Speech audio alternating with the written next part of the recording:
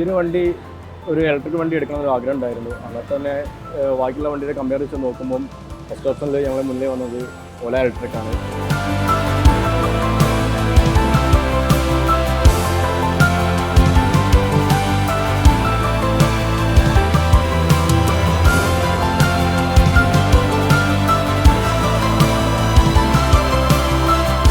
ഈ service centre Kozhikode തന്നെ ഉള്ളത് വളരെ സന്തോഷമുണ്ട്.